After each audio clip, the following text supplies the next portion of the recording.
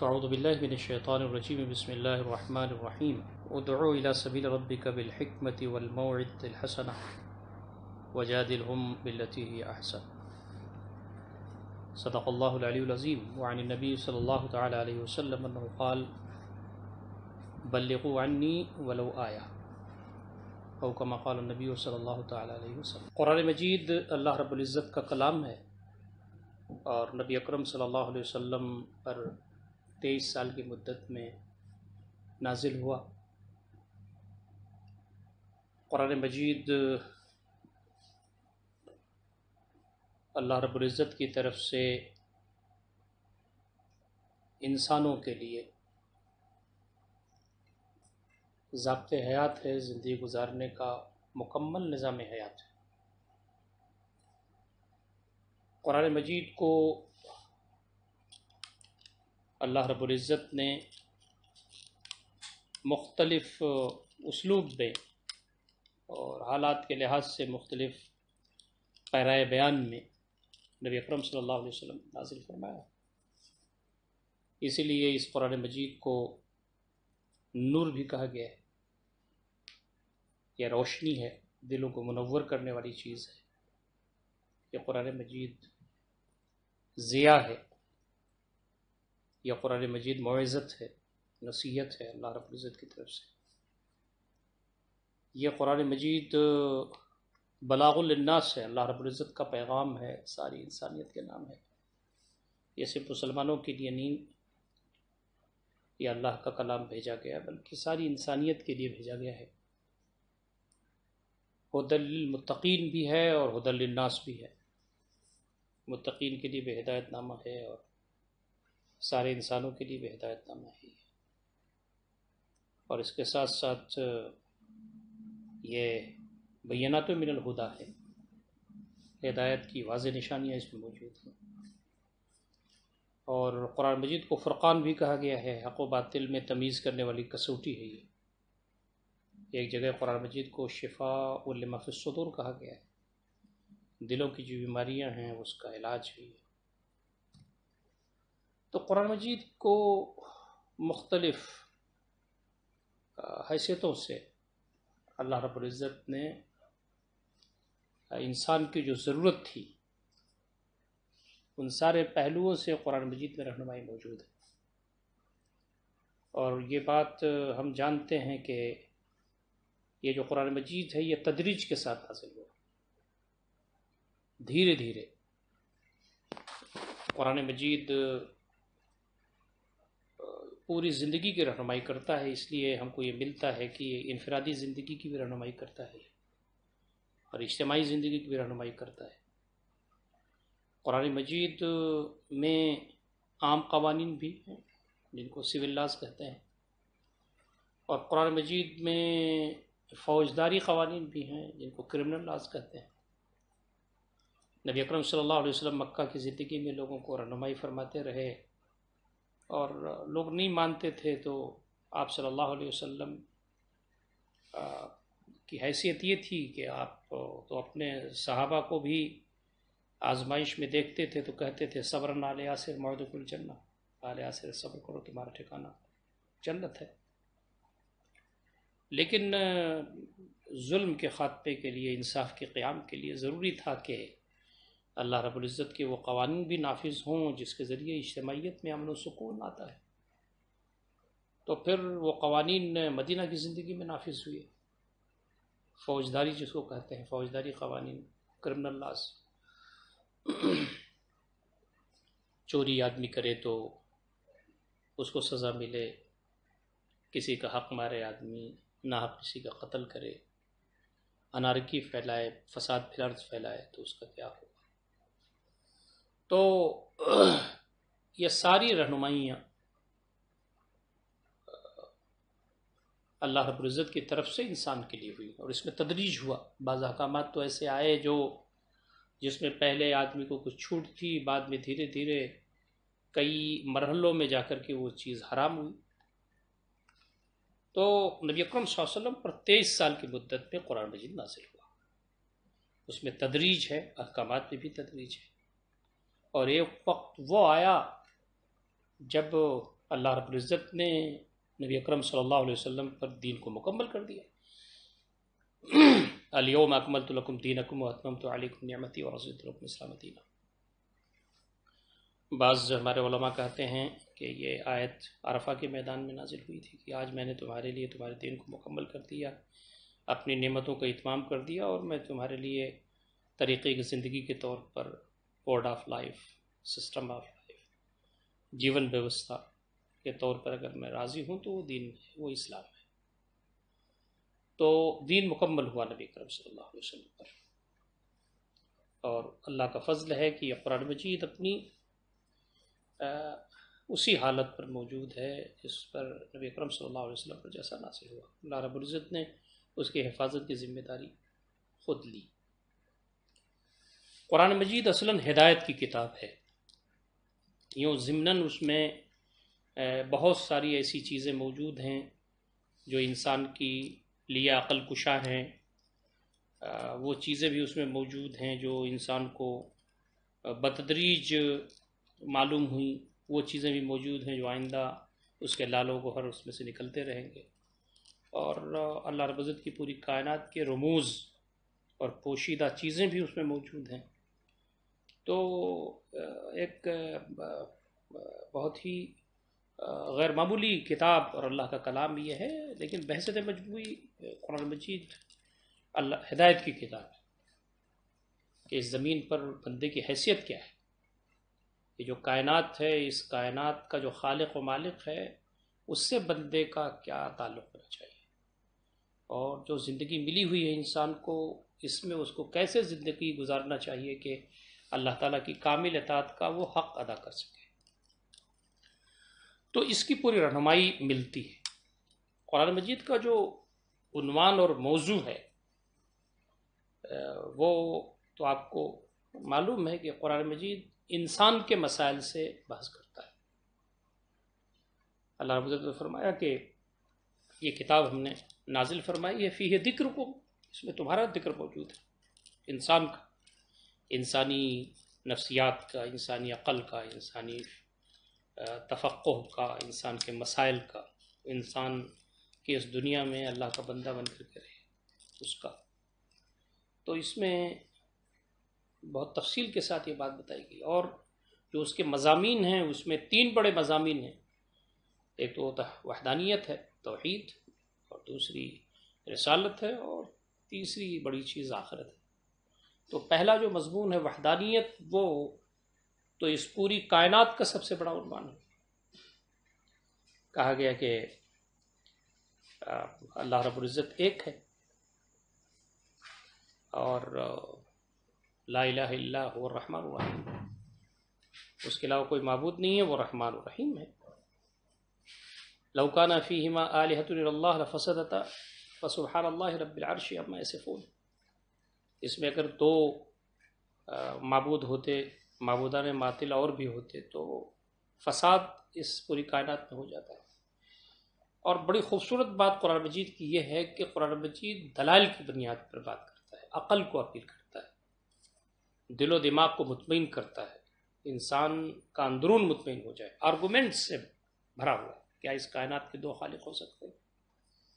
اگر ایسا ہوتا تو یہ کائنات ایسی نہیں ہوتی جیسی اس وقت ہم نظر آ رہی ہے. سکون اطمینان نہیں ہوتا یہاں، تو فساد ہی فساد ہوتا. تو وحدانیت پر دلائل موجود ہے.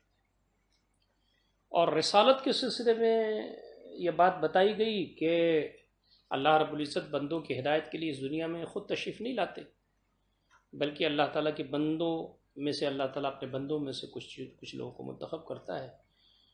وہ آتے ہیں اور بندوں کو اللہ تعالیٰ کی باتیں بتاتے ہیں. یا ایھا النبی انا ارسلناک شاہدا ومبشرا ونذیرا وداعیا الی اللہ باذنہ وسراجا منیرا. اللہ کے نبی صلی اللہ علیہ وسلم آپ کو ہم نے بشیر بنا کر کے بھیجا ہے، نذیر بنا کر کے بھیجا ہے، داعی بنا کر کے بھیجا ہے. آپ کی حیثیت تو یہ ہے کہ گھٹا ٹوپ اندھیرے میں آپ سراج منیر ہیں. تو نبی اکرم صلی اللہ علیہ وسلم سے پہلے جتنے انبیاء آئے ان کا کام یہی تھا کہ اللہ کے پیغام کو بندگان خدا تک پہنچاتے تھے. اور نبی اکرم صلی اللہ علیہ وسلم کی بھی ذمہ داری یہی تھی کہ آپ اس دنیا میں اللہ رب العزت کی تعلیمات کو بندگان خدا تک پہنچانے کے لیے آئے اور راستہ بتانے کے لیے آئے، اس پر عمل کر کے شاہراہ چھوڑا آپ نے۔ لقد کان لکم فی رسول اللہ اسوۃ حسنہ، نبی اکرم صلی اللہ علیہ وسلم کی زندگی میں تمہارے لیے نمونہ ہے۔ تو یہ دوسرا مضمون، اس سے قرآن مجید یہ صورتیں اور آیات میں اس کے مضامین موجود ہیں۔ اور تیسری بڑی چیز وہ آخرت ہے،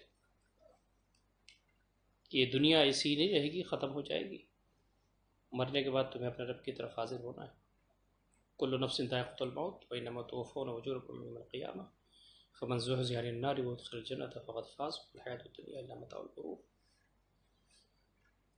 ہر شخص کو موت کا مزہ چکھنا ہے، اور تمہارے اعمال کا بدلہ تمہیں پورا پورا دے دیا جائے گا، اور جو جہنم سے بچا لیا گیا اور جنت میں داخل کر دیا گیا وہ کامیاب ہو گیا۔ اور دنیا کی جو زندگی ہے وہ دھوکے کا سامان ہے۔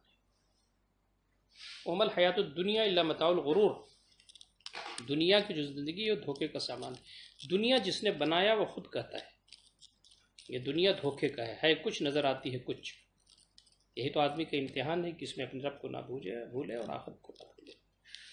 تو یہ تین بڑے مضامین بنائے گئے ہیں، یہ تین بڑے مضامین قرآن مجید میں بیان کیے گئے ہیں، اور جو دلائل ہیں میں نے جیسا کہ عرض کیا، وہ دلائل انسان کی عقل کو اپیل کرنے والے ہیں، جس میں دلائل تاریخی بھی ہیں، قوموں کا عروج و زوال، اس سے اللہ رب العزت نے ثابت کیا ہے، یعنی ان اللہ یرفع بہذا الکتاب اقواما ویضع بہ آخرین، اللہ رب العزت اس کتاب کے ذریعے قوموں کو اوپر اٹھاتا ہے جب اس کو کتاب کو وہ پکڑے رہتے ہیں، اور جب وہ قومیں کتاب کو یعنی قرآن مجید کو چھوڑ دیتی ہیں تو انہیں ذلیل کر دیتا ہے، نیچے گرا دیتا ہے۔ تو تاریخی دلائل بھی ہیں اس میں اور آفاقی دلائل بھی ہیں، یعنی یہ زمین، آسمان، یہ سورج، یہ چاند، فلکیات، آسٹرومی، گلیکسیز، پلانٹس، یہ پوری کائنات اللہ رب العزت کی یہ دلائل کے طور پر پیش کی گئی ہے۔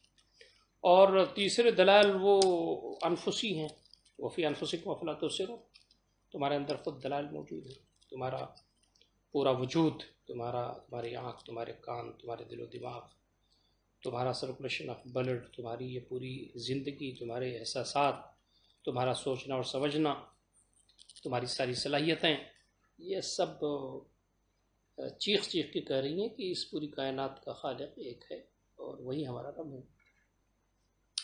تو یہ جو قرآن مجید ہے یہ سارے انسانوں کے لیے آئی ہوئی ہے کتاب، نازل ہوئی کتاب ہے۔ مسلمانوں کی ذمہ داری ہے، امت مسلمہ کی یہ ذمہ داری ہے کہ یہ امانت اپنے پاس رکھتے ہوئے یعنی اس پر عمل کریں، وہ اس سے اپنے وجود کو منور کریں، اپنی انفرادی زندگی کو اس سے بہتر کریں، اپنے گھر کے ماحول کو نورانی بنائیں، سماج کے ماحول کو نورانی بنائیں۔ اس کے ساتھ ساتھ ان کی ذمہ داری یہ ہے کہ یہ جو امانت ہے اس امانت کا حق ادا کریں اور اس کے پیغام کو بندگان خدا تک پہنچائیں۔ تو یہ جو دعوت و تبلیغ ہے یہ ہماری ذمہ داری بحیثیت امت مسلمہ، یہ ہماری ذمہ داری بنتی ہے۔ کنتم خیر امۃ اخرجت للناس تأمرون بالمعروف وتنہون عن المنکر وتؤمنون باللہ، تم بہترین امت ہو، تمہیں لوگوں کے لیے برپا کیا گیا ہے، یہاں بھی اخرجت للناس استعمال ہوا، تمہیں لوگوں کے لیے برپا کیا گیا ہے۔ تأمرون بالمعروف، تمہارا کام امر بالمعروف ہے، بھلائیوں کا فروغ اور برائیوں سے روکنا، وتؤمنون باللہ، اور تم اللہ پر ایمان رکھتے۔ اس چیز کو قرآن مجید نے شہادت علی الناس کے ٹرم سے بھی قرآن مجید میں اللہ رب العزت نے خطاب فرمایا ہے، یعنی لوگوں پر گواہی تمہیں دینی ہے، لوگوں پر گواہ بن کر کے تمہیں اٹھنا ہے۔ اللہ کا کلام برحق ہے، اللہ کی تعلیمات برحق ہیں، اللہ رب العزت کے قوانین برحق ہیں، اللہ رب العزت کے قوانین پر، اللہ کے احکامات پر جب دنیا عمل کرنے لگے گی تبھی سکھ اور چین آئے گا۔ ہماری ذمہ داری دعوت و تبلیغ میں یہ ہے کہ لوگوں سے پیار کے ساتھ، محبت کے ساتھ، اپنائیت کے ساتھ لوگوں کے قلب و ذہن کو بدلنے کی کوشش کریں، رائے عامہ کو ہموار کریں، ذہنوں کو مسخر کرنے کی کوشش کریں، دلائل کی بنیاد پر، اخلاق کی بنیاد پر، کردار کی بنیاد پر۔ تو یہ ہماری ذمہ داری بنتی ہے کہ ہم بتائیں لوگوں کو کہ اصل یہ جو اللہ رب العزت کی طرف سے ایک ہدایت تمہارے لیے آئی ہوئی ہے، تمہارا دل کا سکون بھی اس میں ہے، تمہارے مسائل بھی لکھو۔ تو شہادت علی الناس وَكَذَلِكَ جَعَلْنَاكُمْ أُمَّةً وَسَطًا لِتَكُونُوا شُهَدَاءَ عَلَى النَّاسِ وَيَكُونَ الرَّسُولُ عَلَيْكُمْ شَهِيدًا، ہم نے اسی لیے تم کو معتدل امت بنایا ہے، امت وسط بنایا ہے، تاکہ تم لوگوں پر گواہ بنو اور رسول تمہارے اوپر گواہ بن کر کے کھڑا ہو۔ اسی بات کو سورہ حج میں آخری رکوع میں کہی گئی ہے، وَجَاهِدُوا فِي اللَّهِ حَقَّ جِهَادِهِ، اللہ کے راستے میں محنت کرو، اسٹرگل کرو جیسا کہ مجاہدہ کرنے کا حق ہے۔ هُوَ اجْتَبَاكُمْ، اس نے تمہیں چن لیا ہے۔ یہ کم سے مراد امت مسلمہ کے لوگ، مرد و خواتین سب۔ وَمَا جَعَلَ عَلَيْكُمْ فِي الدِّينِ مِنْ حَرَج، دین میں کوئی تنگی اللہ تعالیٰ نے نہیں رکھی۔ ملت ابیکم ابراہیم، تمہارے باپ ابراہیم کی ملت ہے یہ۔ ہوا سماکم المسلمین، اس نے تمہارا نام مسلمان رکھا، من قبل وفی ھذا، اس شریعت میں بھی تمہارا نام مسلمان رکھا، اور اس سے پہلے کی جو شریعت تھی اس میں بھی تمہارا نام مسلمان تھا۔ اسلام یہ دین پہلے سے ہے۔ آگے فرمایا گیا کہ لیکون الرسول شہیدا علیکم، تاکہ رسول تمہارے اوپر گواہ ہو، وتکونوا شہداء علی الناس، اور تم لوگوں پر گواہ بن کر کے اٹھو۔ آگے فرمایا گیا تو تمہارا ہتھیار کیا ہونا چاہیے؟ فاقم الصلاۃ، نماز قائم کرو، واتوا الزکاۃ، زکوٰۃ تو، واعتصموا باللہ، اللہ تعالیٰ سے جڑ جاؤ، اللہ رب العزت سے اپنے تعلق کو مضبوط سے مضبوط کر لو۔ ہوا مولاکم، وہ تمہارا مولا ہے، کارساز ہے، فنعم المولا ونعم النصیر، کتنا بہترین مولا ہے، کتنا بہترین مددگار ہے۔ تو یہ جو شہادت علی الناس ہے، یہ دعوت و تبلیغ کے لیے ایک اصطلاح استعمال ہوئی ہے قرآن مجید میں۔ گواہی دینا، یہ گواہی ہمیں اپنے زبان سے دینی ہے، یہ گواہی ہمیں اپنے عمل سے دینی ہے، یہ گواہی ہمیں اپنے اخلاق و کردار سے دینا ہے، یہ گواہی ہمیں اپنی صلاحیتوں سے دینی ہے، اور ایک وقت آئے گا کہ یہ گواہی ہمیں اپنی جانوں سے دینا ہو، اس کا تو موقع ابھی نہیں نظر آ رہا ہے، لیکن اس کے لیے بھی آدمی کو تیار رہنا ہوگا۔ یہ جو شہید ہوتے ہیں نا، اللہ کے راستے میں اپنی جان دے دیتے ہیں، ان کو جو شہید اس لیے کہتے ہیں کہ انہوں نے اپنی جان کے ذریعے، اپنی جان کا نذرانہ پیش کر کے گواہی دی کہ اللہ تعالیٰ برحق ہے اور اس کی تعلیمات برحق ہیں، اس کا دین برحق ہے۔ تو ہماری ذمہ داری یہ بنتی ہے کہ ہم اس زمین پر دعوت و تبلیغ کا کام کرنا ہماری ذمہ داری بنتی ہے۔ قرآن مجید میں جگہ استعمال ہوا ہے، ادعو الی سبیل ربک بالحکمت والموعظۃ الحسنہ، اللہ تعالیٰ کی طرف بلاؤ بہترین یعنی گویا کہ حکمت کے ساتھ، اچھی نصیحت کے ساتھ۔ اور دوسری جگہ کہا گیا ہے کہ ومن احسن قولا ممن دعا الی اللہ وعمل صالحا وقال انی من المسلمین، اس شخص سے بہتر کس کی بات ہوگی جو اللہ تعالیٰ کی طرف بلائے، نیک عمل کرے اور کہے کہ میں مسلمان ہوں، میں اللہ رب العزت کے دین پر چلنے والا ہوں۔ تو اس کی بڑی فضیلت آئی ہوئی ہے۔ نبی اکرم صلی اللہ علیہ وسلم نے ایک جگہ فرمایا کہ بلغوا عنی ولو آیا، میری جانب سے پہنچا دو چاہے ایک آیت ہی کیوں نہ ہو۔ بعض ہمارے لوگ یہ اعتراض اٹھاتے ہیں کہ آدمی پہلے خود نیک بن جائے، خود ٹھیک ہو جائے، اس کی زندگی اچھی ہو جائے، تب وہ دوسرا تک اللہ کا پیغام پہنچائے۔ لیکن یہ آیت یہ بتاتی ہے کہ ایک تو آدمی کبھی بھی یہ نہیں کہہ سکتا کہ وہ تربیت یافتہ ہو گیا اور اس کے اندر پرفیکشن آ گیا، کبھی بھی نہیں کہہ سکتا پوری زندگی کہ میں اللہ والا ہو گیا، اب میرے اندر کوئی کمی نہیں رہ گئی۔ دوسرا پہلو یہ ہے کہ آدمی کو یہ دونوں کام ساتھ ساتھ کرنا ہے۔ یہ آیت بتاتی ہے کہ اگر کسی کو ایک آیت معلوم ہو، اس پر وہ چل بھی رہا ہو، تو اس ایک آیت ہی کو پہنچا دے دوسرے کو۔ بلغوا عنی ولو آیا، میری طرف سے پہنچا دو چاہے ایک آیت ہی کیوں نہ ہو۔ تو جتنا بھی علم ہمیں معلوم ہو، ہماری ذمہ داری بنتی ہے کہ اس پر ہم خود عمل پیرا ہوں، اور ہماری ذمہ داری بنتی ہے کہ اس پیغام کو ہم پہنچاتے رہیں۔ دونوں کام ہمیں ساتھ ساتھ کرنا ہے۔ کبھی یہ بات ہمارے ذہن میں آتی ہے کہ بھئی پہلے نیک بن جائیں پھر دوسرا مرحلہ آئے گا، لیکن ایسا نہیں ہے۔ صحابہ کرام بھی اسی کرتے تھے۔ نبی اکرم صلی اللہ علیہ وسلم کی تعلیمات ان تک واضح ہوتی تھیں، اس پر وہ عمل کرتے تھے، اور جتنا انہیں مل جاتا تھا اپنے احباب کو، اپنے اعزاء و اقربا کو، اپنے دوستوں کو، جو عام لوگ تھے شرک اور کفر میں، انہیں وہ بتاتے تھے۔ حضرت علی رضی اللہ تعالیٰ عنہ کو آپ نے خطاب کرتے ہوئے فرمایا تھا، یا علی لن یہدی اللہ بک رجلا واحدا خیر لک من الدنیا وما فیہا، اے علی اگر ایک انسان بھی آپ کے ذریعے ہدایت پا جائے تو یہ آپ کے لیے دنیا ما فیہا سے بہتر ہے۔ دوسری روایت میں آتا ہے بالحمر النعم، سرخ سرخ اونٹوں سے بہتر ہے۔ تو اس کا مطلب یہ ہے کہ ہمارے لیے اگر ہمارے ذریعے سے کوئی انسان، کوئی مرد، کوئی خواتین، کوئی مرد کوئی خاتون اللہ کے دین میں آ جائے یا اسے ہدایت مل جائے تو یہ بڑی سعادت کی بات ہے اور یہ وجہ نجات ہے ہمارے لیے۔ تو یہ ہر مرد اور ہر خاتون کی یہ ذمہ داری متعین ہے کہ وہ اللہ رب العزت کے دین کی تبلیغ میں اپنا وقت لگائے، اللہ تعالیٰ کی دین کی دعوت میں اپنی انرجی لگائے۔ لیکن اس کے لیے چند چیزیں بہت ضروری ہیں۔ پہلی چیز تو یہ ہے کہ ہم اس دین میں بصیرت پیدا کریں جس دین کی دعوت ہم دینا چاہتے ہیں، جس دین کی تبلیغ ہم کرنا چاہتے ہیں، اس کے بارے میں شرح صدر ہونا چاہیے۔ قرآن مجید میں یہ بات کہی گئی ہے کہ میں بلا رہا ہوں اللہ تعالیٰ کے دین کی طرف بصیرت کی بنیاد پر، انا ومن اتبعنی، میں اور میرے متبعین۔ جب ہم دعوت و تبلیغ ہماری ذمہ داری قرار پائی تو ہم کو جس چیز کی ہم دعوت دے رہے ہیں اس کے بارے میں ہمیں معلومات اچھی ہونی چاہیے، یعنی قرآن مجید کی معلومات اچھی ہونی چاہیے، نبی اکرم صلی اللہ علیہ وسلم کی تعلیمات کی معلومات اچھی ہونی چاہیے، اور یہ ہے کہ اس پر شرح صدر ہونا چاہیے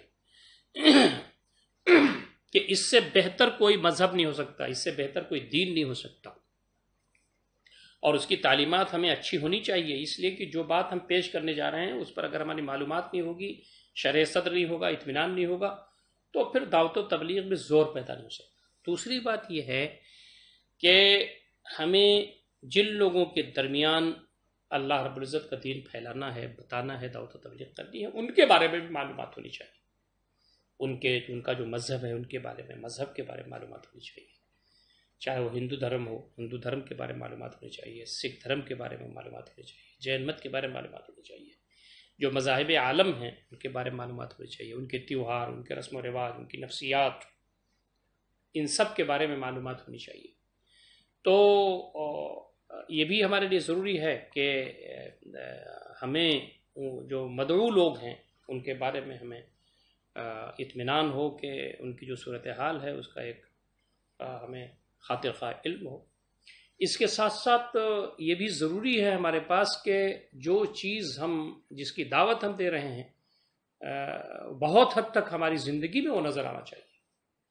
یہ بات ہمارے اکابرین نے لکھا ہے، سیرت نگاروں نے لکھا ہے کہ نبی اکرم صلی اللہ علیہ وسلم جو دعوت دے رہے تھے اور آپ کے صحابہ اس وقت موجود تھے، کسی ایک آدمی نے بھی مخالفین میں سے یہ نہیں کہا کہ اللہ کے نبی صلی اللہ علیہ وسلم جس چیز کی آپ دعوت دے رہے ہیں وہ آپ کے یا آپ کے صحابہ میں نظر نہیں آتی۔ آج آپ دیکھیں، آج بڑا المیہ ہمارے ہاں ہے، وہ یہ ہے کہ لوگ یہ کہتے ہیں کہ اگر دین اسلام اتنی اچھا دین ہے تو مسلمان اس پر کیوں نہیں چلتا؟ اس کا جواب ہمارے پاس نہیں ہے، اس لیے کہ ہم لوگ اب پشتینی مسلمان ہو گئے ہیں۔ پہلے لوگ سوچ کر کے، سمجھ کر کے، شعور کے ساتھ ایمان لاتے تھے۔ اب ہمارا معاملہ یہ ہے کہ ابا اماں مسلمان ہیں اس لیے ہم مسلمان ہیں، اس پر غور بھی نہیں کرتے۔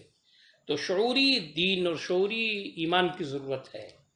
تو اب جو صورتحال ہے وہ یہ ہے کہ ہم کو ہمارے اخلاق و کردار ہمارے بہتر ہونا چاہیے۔ اور ایک بات بہت اہم ہے وہ یہ کہ ہماری جو نبی اکرم صلی اللہ علیہ وسلم کی جو سیرت سے ہم کو ملتا ہے وہ یہ ہے کہ آپ نے بڑے پیمانے پر کوئی پبلسٹی نہیں کی، بڑے پیمانے پر کوئی شور و غوغا نہیں کیا، آپ بڑے اجتماعات نہیں کرتے تھے، آپ نے اجتماعی طور پر دعوت نہیں دی سوائے 2 مرتبہ کے۔ ایک تو آپ نے اپنے رشتہ داروں کو بلایا تھا اور ایک مرتبہ صفا کی پہاڑی پر کھڑے ہو کر کے آپ نے گفتگو فرمائی تھی۔ بقیہ زندگی آپ کی اور آپ کی صحابہ کی انڈیویجول کانٹیکٹس پر تھی، انفرادی ملاقات پر۔ اس میں کوئی شور شرابہ نہیں، اس میں کوئی ہلا گلا نہیں، بہت ہی سنجیدگی کے ساتھ، مستقل مزاجی کے ساتھ، حکمت و دانائی کے ساتھ روابط پیدا کرنے کی ضرورت ہے۔ آدمی کے روابط ایک آدمی سے ہوں، 2 سے ہوں، 4 سے ہوں، 5 سے ہوں، جتنا وہ کر سکتا ہو، اور ان سے آنا جانا، ملنا، موقع کی تلاش میں رہنا۔ نبی اکرم صلی اللہ علیہ وسلم نے ایک مرتبہ بھی ایسا نہیں کہا کہ بھائی سنو، اے بھائی فلاں سنو، میں اللہ کا پیغمبر ہوں اور موت آنے والی ہے، جنت جہنم آئے گی، تم مجھ پر ایمان لے آؤ۔ کبھی بھی نان سنگل ٹائم نبی صلی اللہ علیہ وسلم پہلے ملاقات کرتے تھے، گھر کے حالات جانتے تھے، لوگ اگر پریشانی میں ہیں تو انسانی بنیاد پر ان کی مدد کرتے تھے۔ جب آدمی بے لوث خدمت کرتا ہے تو دل کے دروازے کھل جاتے ہیں، اور آپ اس کے بعد جب دعوت پیش کرتے تھے تو بات دل میں اتر جاتی تھی۔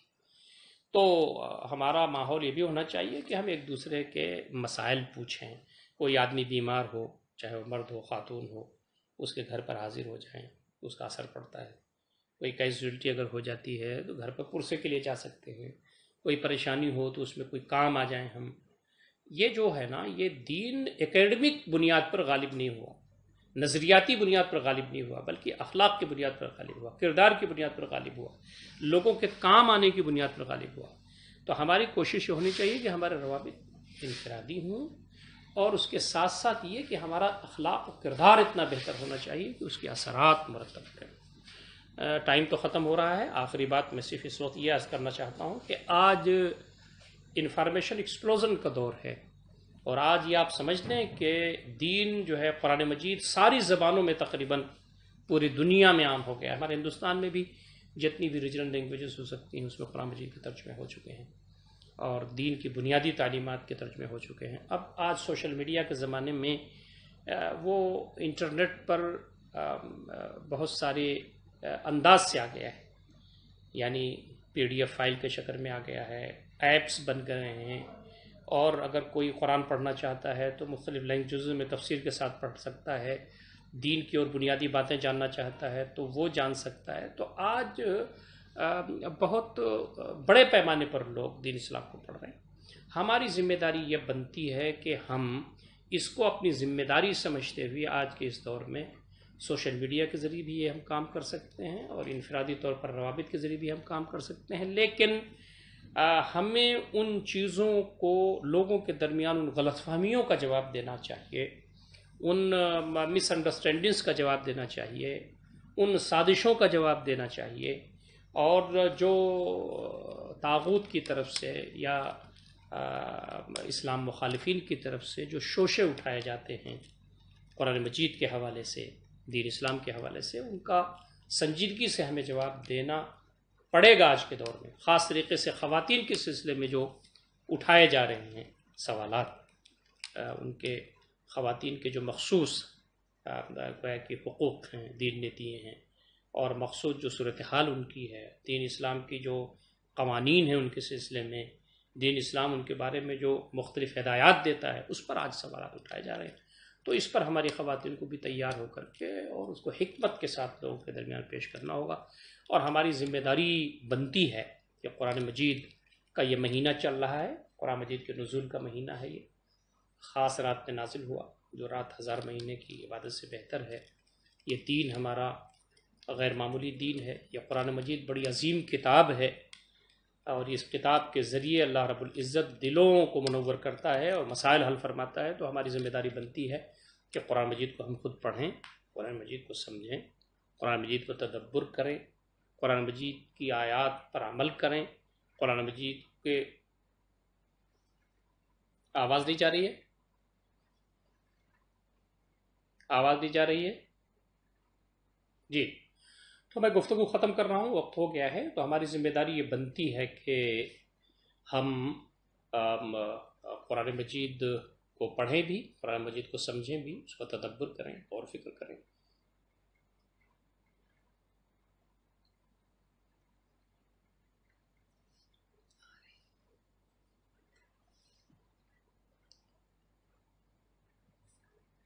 تو بہرحال آواز ہو سکتا ہے کچھ جگہوں پر ڈسٹرب ہو گئی ہو، تو ہماری ذمہ داری بنتی ہے کہ دعوت و تبلیغ کے حوالے سے ہم تیاری بھی کریں، اور بہت ساری وہ آج کے دور میں بھی بہت ساری غلط فہمیاں لوگوں کے پاس ہے، بہت سارے سوالات ہیں لوگوں کے ذہن میں، خواتین کے سلسلے میں بہت سارے سوالات ہیں پورے ملک میں بھی اور آپ کے ہندوستان میں بھی۔ تو ہم ان سوالات کے جوابات دینے کے اہل ہو سکیں، اور ہمارے ذریعے سے لوگ ہدایت پائیں، ہمارے ذریعے سے لوگوں کو روشنی ملے، یہ ہماری ذمہ داری مرد و خواتین سب کی ہے۔ اللہ تعالی ہم تمام کو ان ساری باتوں پر غور و فکر کرنے اور عمل کرنے کی توفیق عنایت فرمائے۔ اقول قولی ھذا استغفر اللہ لی ولکم اجمعین واستغفروہ انہ الغفور الرحیم، وآخر دعوانا الحمد للہ رب العالمین، والسلام علیکم ورحمۃ اللہ وبرکاتہ۔ جزاک اللہ۔